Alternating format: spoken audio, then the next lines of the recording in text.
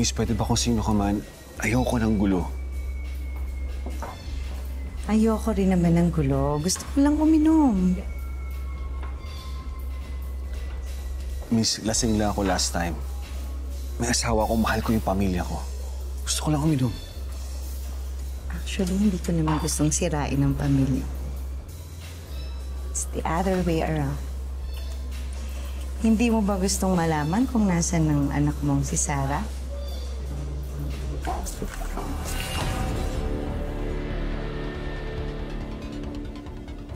Wala ka sa posisyon para magmatapang. Kung ako sa'yo, sasama ka sa akin para iligtas ang anak mo. Cheers? Cheers.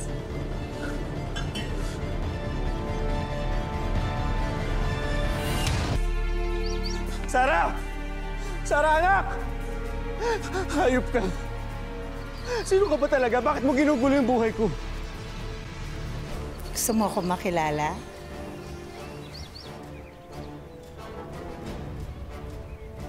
Si Arman de la Rosa, kilala mo.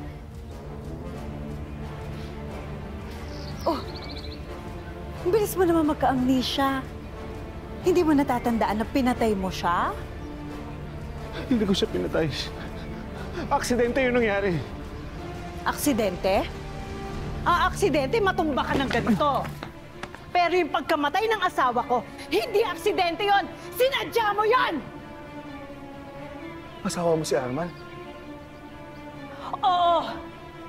Asawang inagawa mo ng kinabukasan, ng karapatang sumaya at magkaroon ng sariling pamilya.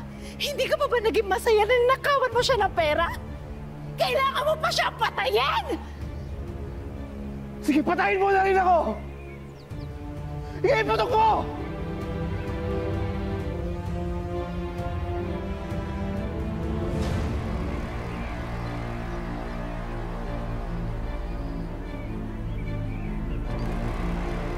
Saan kaya yun?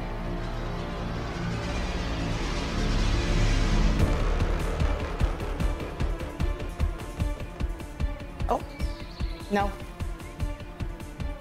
Pasarapin muna na.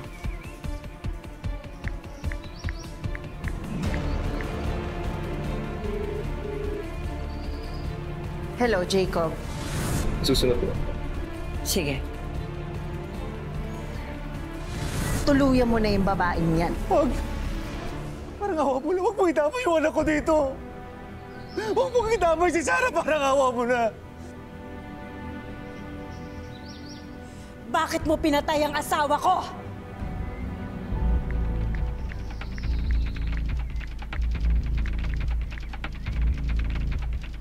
Ano yun? Downline ko si Arman sa investment company ko na nalugi. Tinakot niya ako na ipapakulong niya ako. Hindi ko alam kung anong gagawin ko. Kaya napatay ko siya.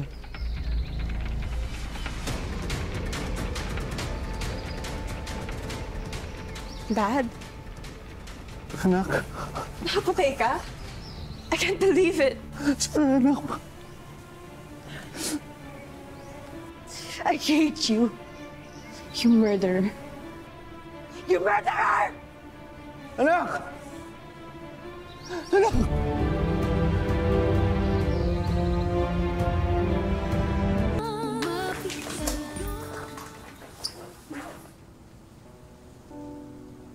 Teka, saglit lang. Bakit naman pwedeng kausapin ko muna yung asawa ko? Mamaya, Ano bang kasalanan ng asawa ko? kusa siyang sumuko sa salang pagpatay kay Arman de la Rosa.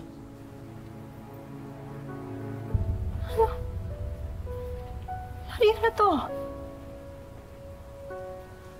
Hindi na, tama na. Tapos na. So ano? Ano na lang? Papayag ka makulong pagkatapos ng lahat? Hindi na kaya ng konsensya ko. Bakit naman? Alam mo, wala kang kasalanan. Isipin mo ang anak mo. Isipin mo ang pamilya mo. Isipin mo yung kahihiyan natin. Wala ng dahilan para magtago pa ako. Alam na ng anak natin lahat ng nangyari. Mas ikakahiya niya ako kung di ko aminin lahat ng kasalanan ko. Pabayaan mo na ako, papanagutan ko lahat ng pagkakamali ko. Narin naman. Kaya natin to. Magagawa natin ang paraan, ha? Sige na. Talaga, mabuti yung anak natin, ha? Nari! Nari naman! Sige na, umalis ka na. Nari! Umalis ka na.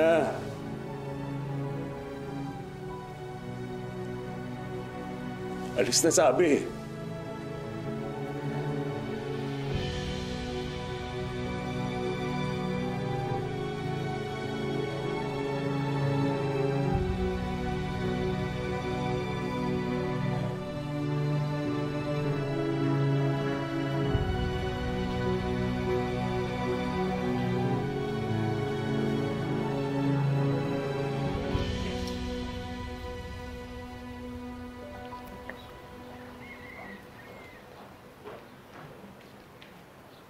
Ay, naku anak, ako na yan.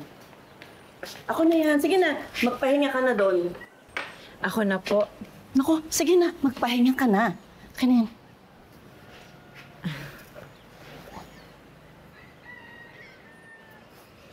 Nay, Mm. patawarin niyo po ako sa mga nasabi ko sa inyo na isang araw, ha? Kalimutan mo na yon. Ako pa nga dapat magpasalamat sa'yo eh. Dahil hanggang sa huli, hindi mo binitiwan ang paghahanap ng hustisya para kay Arman. At nagpapasalamat ako, ikaw ang piniling maging asawa ng anak ko.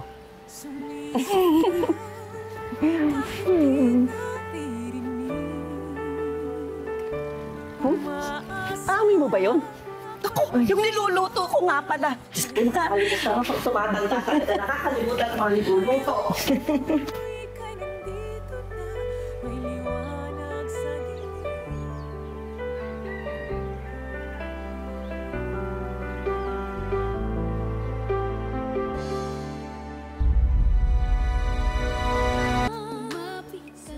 Ano bang kailangan mo?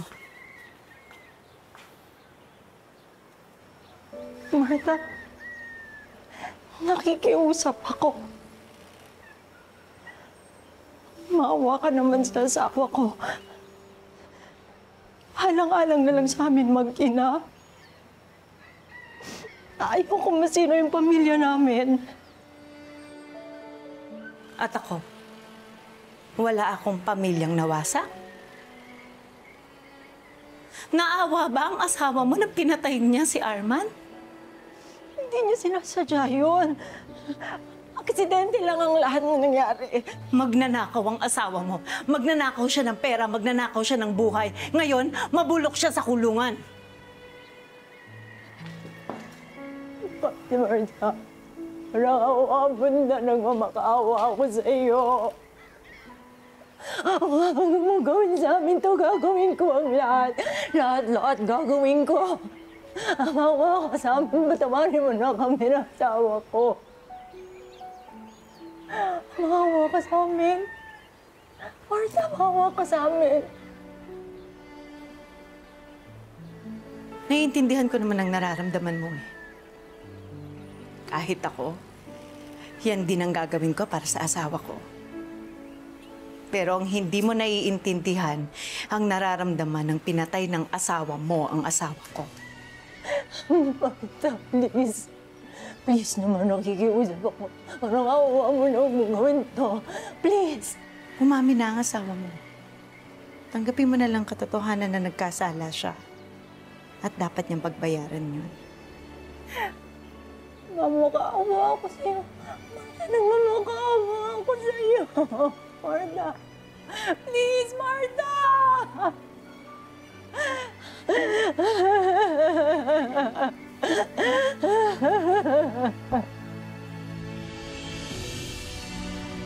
San Roque, may dalaw ka.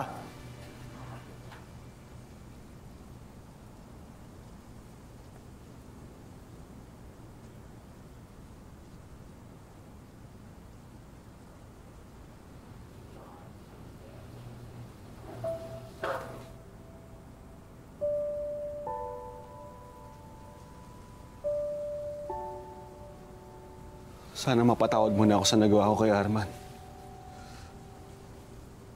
sa pagsira ko sa buhay ninyo.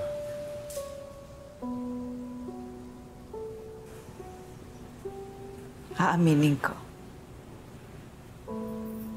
Naaawa ako sa iyo. Sa pamilya mo. Pero hindi ko alam kung pagbibigyan ko yung hinihiling mo. Hindi ko alam kung makakaya kong patawarin ka. Nung pinatay mo ang asawa ko, para mo na rin akong pinatay. Siya ang lakas ko. Siya ang buhay ko.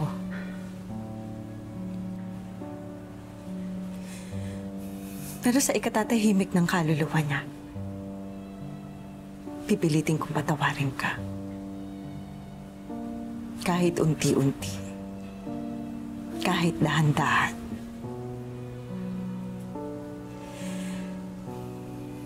Pero kailangan mong pagbayaran ng kasalanan mo.